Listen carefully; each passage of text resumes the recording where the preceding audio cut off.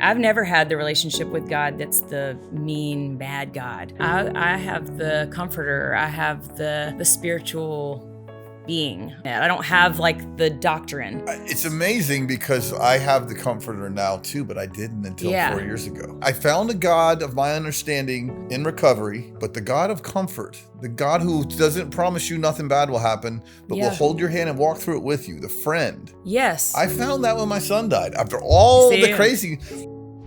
We're skipping a pretty big part that's important to the story is through these years, I've found faith, my own faith, which was very cool. I'm grateful that I don't have the story that so many have of church, growing up in church, because when I found it, it was mine. Where did you find it? I mean, the very first time was actually at my granddaddy's funeral. I remember, I think it was an angel, but a man came to me. I can remember even what he looks like. He was in a suit and he kind of leaned down and he said, "Honey, you hold on to this because it's going to get you through." And it was a little silver cross. And he just put it in my hand and he said, probably said something beautiful about Jesus or who I didn't know. And he said, you're going to get through.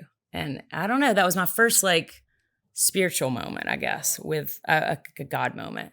And I remember just thinking that, holding on to that cross, and that cross went back to Georgia with me and kind of got me through. But I dated guys that were Christians and, I'd go to church with them. I was so fascinated. I loved the church home because I was like, wow, these people love each other.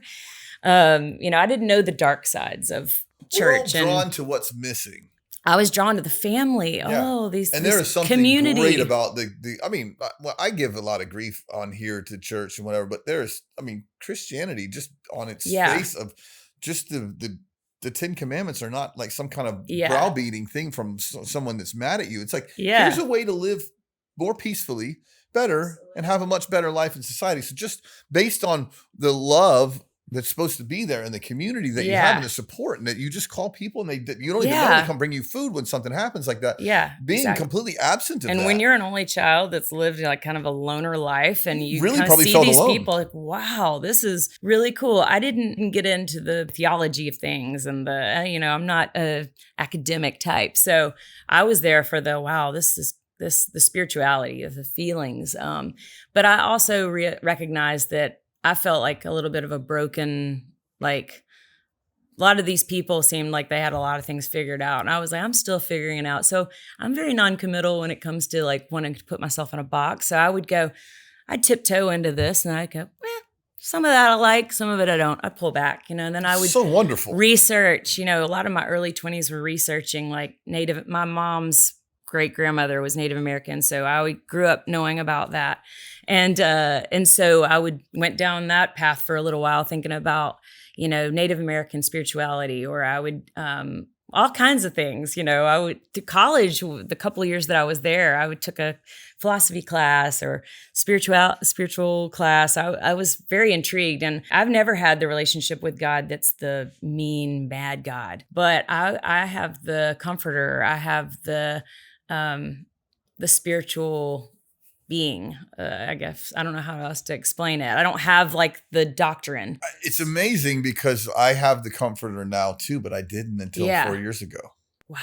I did not. Yeah. I found a God of my understanding in recovery that was there, but the God of comfort, the God who doesn't promise you nothing bad will happen, but will hold your hand and walk through it with you, the friend. Yes. I found that when my son died. After all the craziness, and it's the same God. It's just, unfortunately, and maybe this is my excuse for not doing more research, but the people do the most work in theology and doctrine and are most committed to dogma seem to be the least kind, least happy, most fearful group of people I've ever met. Yeah. And that includes some people that I love very much. Yeah. And I'm like, I don't want that. You're angry. Yeah. You're scared. You're scared. So the scared. fear and the fear is really gripping. I have to work really hard at not having like spiritual fear. But that comfort God that you have, well, you met the great guy right away. I did. I mean, and there's something wonderful about the fact that you chose it.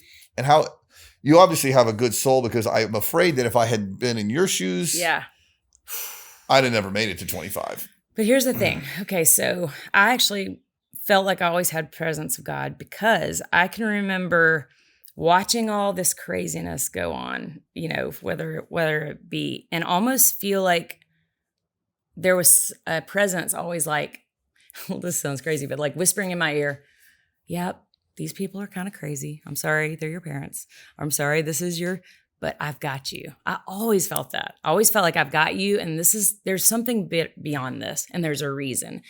And almost like I was observing the play that's going on. And I still feel like that. I look, it's very surreal.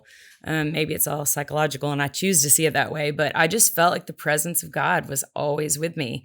And I think that I'm proud of that in a way because, you know, being a parent and trying to, you know, share things with them, I have such a great acknowledgement of like my kids' faith is their faith. I want them to have it exactly how they have it because I got that luxury. Whereas my husband was raised in the church in a certain way. And he feels more like me about it a little bit. I feel like a little bit, just, you know, and, on the Beatitude, blessed are they that mourn, for they will be comforted. My friend Al Andrews has a sermon on that basically stating, you know, inferring that if you don't mourn, then you're not going to be comforted. You're this little kid mourning.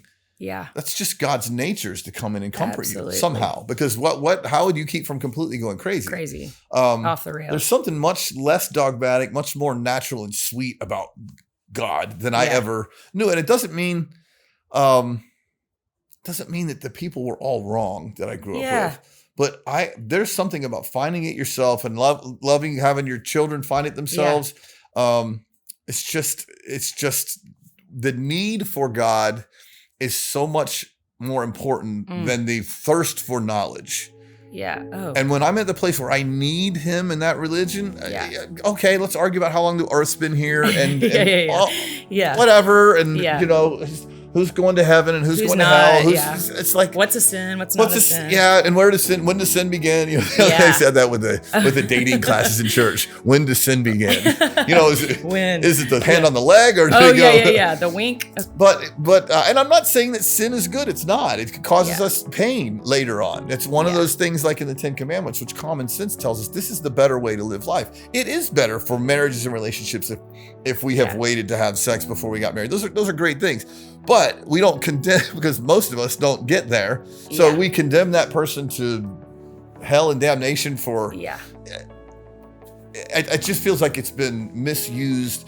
The Bible's been used like a weapon. Absolutely. On me, around me. I'm sure. I watch it. And when I hear your story, I'm like, oh man, I don't envy your story, but I love the sweetness of God that I never knew before coming to you at an earlier age. I feel like I said a luxury in terms when I see people that have a lot of like, they know a different God, you know, like I feel grateful that that's not the God I know. I always felt like it's always been a very special relationship for me and just grows and keeps growing and changing. And boy, did I not, I mean, who knew how bad I would need it to when she passed? Because it was like, whew, that's when your faith really gets tested.